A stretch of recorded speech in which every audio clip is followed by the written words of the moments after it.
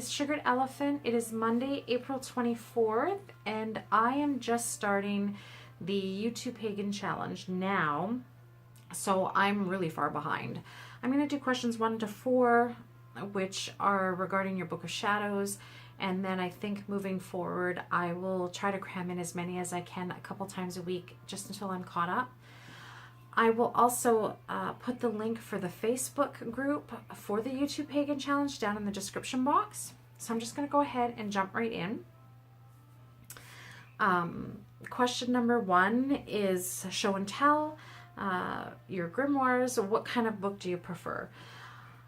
I prefer to alter or make my own. I prefer large hardcover books.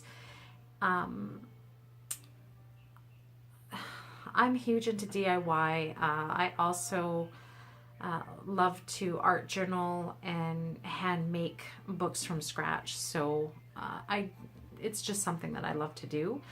So that tends to be what my book usually is. However, I am also one of those people that jot stuff down in 50 million different places and has it all over, and especially right around here. And you can even see behind me, underneath my computer mouse, is piles of stuff. I write on Post-it notes, the back of envelopes. I'll write on, pieces of notepad paper, and I have a bunch of little books. One of my most common methods, though, is the traveler's notebook, and I do keep a lot of recipes and stuff that I will later transfer into my Book of Shadows. What I like about this method, and I know a lot of people probably think, oh, you're doing it, it's like doing the work twice, but usually I just jot stuff down really quick, and then when I transfer into my Book of Shadows, I really, really take my time, and I find it very therapeutic to do that. So for me, that's, that works really well. But one of the things that I love about the Traveler's Notebook is the books that are inside are, removable. And, if you go out, you can pop these in your handbag or backpack, or toss these in the car really easy, and they don't take up any space or weigh anything. We like to take trips on the weekends sometimes to little towns or out in the country to do some wild crafting, and it's kind of really nice to just have this and a pen in my bag. I also like to have composition notebooks lying around. I usually will keep a lot of notes in there, and again, I transfer them over. I'm actually currently working on a new main Book of Shadows. My other one did fall apart a little bit because I used one that had very, very thin paper, and I use a lot of really heavy media in my book, paints and watercolors and different kinds of pens, markers, glues, that kind of thing. So what I typically like to do is use hardcovers if I find one that I really, really like, and then I gut them and I just use the cover and I sew in my own signatures. And this particular one I did gut, and I did hand stitch the signatures in, and what I did was I hand stitched them on a strip of Tyvek, which you all know Tyvek is stuff that they wrap houses in. It's really strong and it's really difficult to tear. So I usually cut a piece of Tyvek and put it on a strip of cardstock, and I sew my signatures onto that and then glue it into the spine of the book. I believe this book was a medical journal, and I kept some of the design elements of the book, like the gold designs here, and I just found a paint that matched and covered up the book title.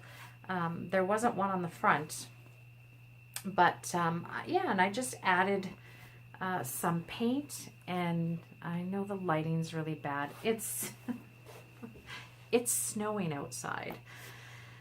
It's, yeah, April 24th, and it's snowing, and it's ridiculously cold here too. And 2 days ago, you didn't even need a jacket, and some people were wearing shorts out, but you know what? That's our crazy weather here.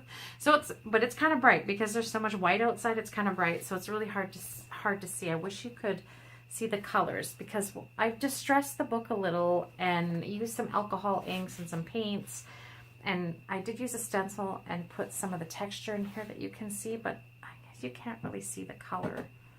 That's probably no.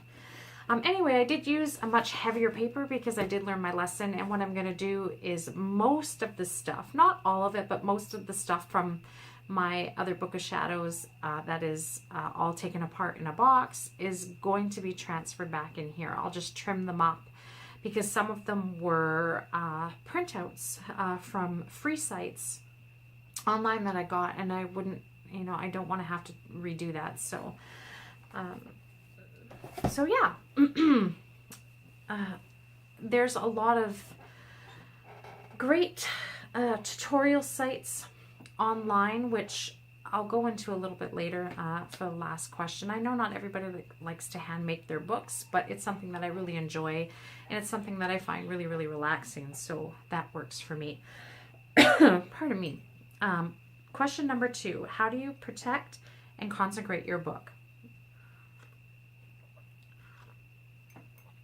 I will generally do a very, very simple ritual out back, outside, on a wooden table that I have.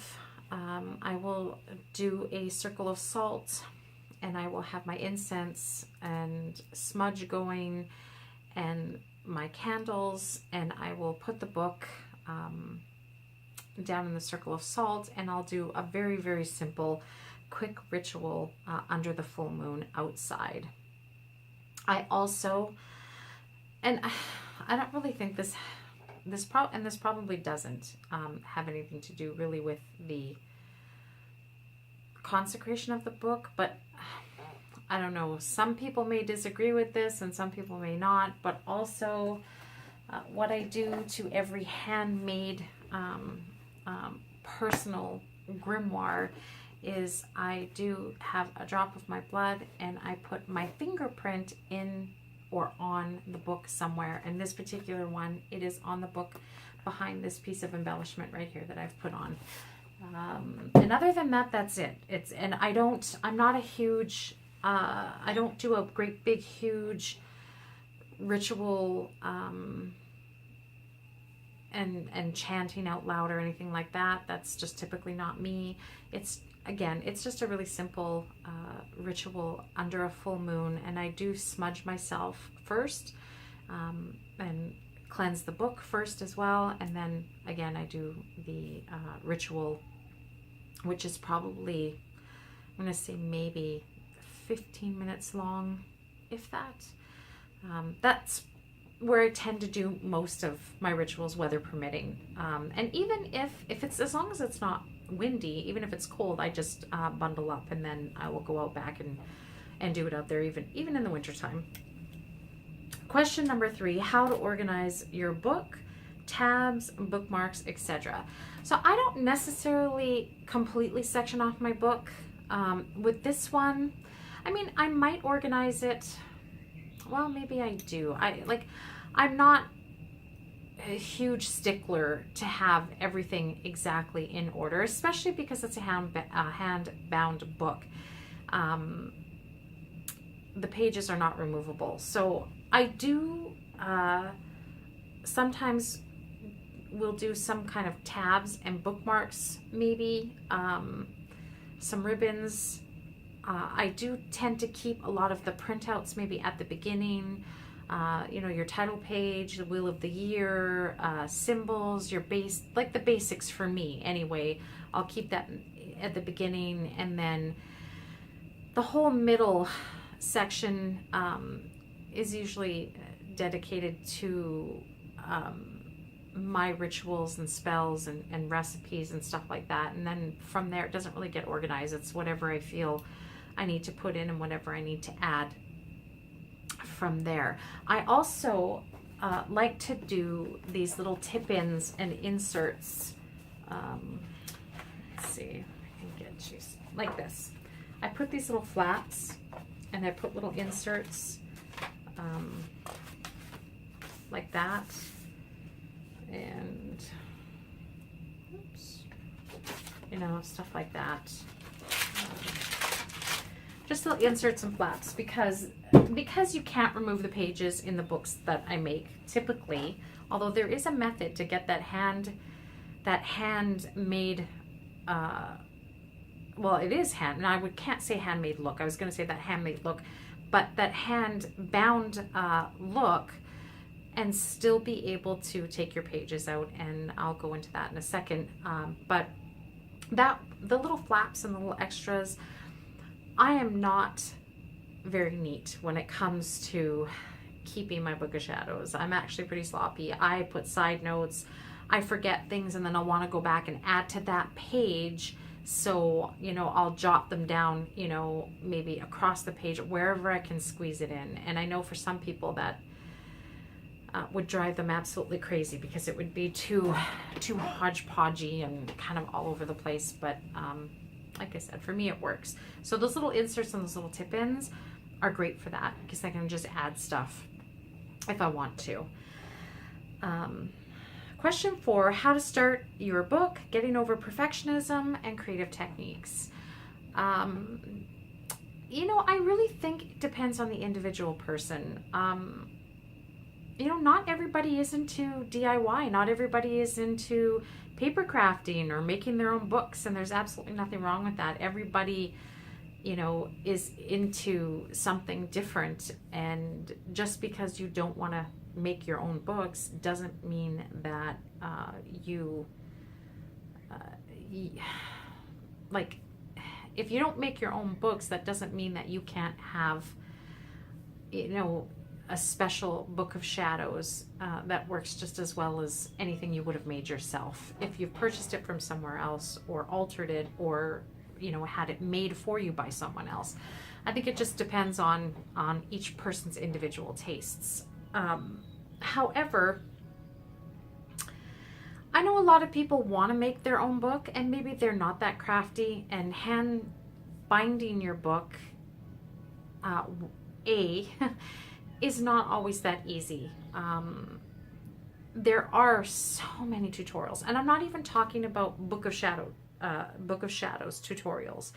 If you just go to bookbinding tutorials, one of the easiest stitches is the pamphlet stitch. And if you use the proper type of thread, it just has to be something really strong. So some kind of cotton thread or denim thread or embroidery thread, or even bookbinding thread, like a wax coated thread. A pamphlet stitch will be plenty strong enough to hold your book together, and it's a very, very easy stitch. The 3-hole pamphlet stitch is easy, and you know what, there are tons and tons of bookbinding tutorials out there for that.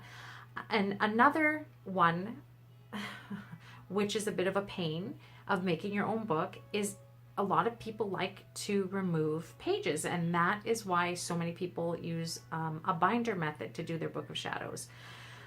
Actually, I've been finding that seems to be the most preferred method by many, many, many people on YouTube. And it's not that, you know, you may it's not that you don't want a nice hand-bound book, but you want to have that option of removing your pages because you're constantly changing your book of shadows, or adding, or you need to remove something and change it. So there is a method for that, having a handmade book that is pretty much just like that, except your stitching would look like it was on the outside. It is the easy twine binding method, and I'm going to go ahead and also post the link for that down in the description box, because it is by Ephemera's Garden, and she has such an easy tutorial for that. And it's almost like, it's not it doesn't look anything like a traveler's notebook, not at all. However, it has the same method in that it's got beautiful twine binding along the spine. So the binding is on the spine, and it's so simple because you're just holding all your pages together with the twine, and then you gather them up here. And like I said, I'm going to post the link for that tutorial. However, once it's all bound, you can remove, like here's, like the Traveler's Notebook, there are elastics in here that I can remove and add these books at any time. So the twine binding is basically a similar method. So you can easily remove your pages and add to your Book of Shadows, but you can have that beautiful handmade, hand-bound hardcover book if that's what you wanted, and then still have the ease of adding and removing like a binder method. So I believe that is it for the Book of Shadows. And yeah, 4 questions. So if you have any questions, you can go ahead and just leave them in the comment section. And again, I'm going to post the links for the YT Pagan Challenge Facebook group, and I'm going to post the link for Ephemera's Garden Easy Twine Binding, just because I think it's an excellent tutorial for anybody who wants to have that hand-bound book, but wants to have the option of removing their pages, and also doesn't want to have to hand stitch the signatures into the books, because like I said, you know, it can be pretty daunting for somebody who's just not into that kind of thing. So until next time, have a good afternoon. Bye-bye.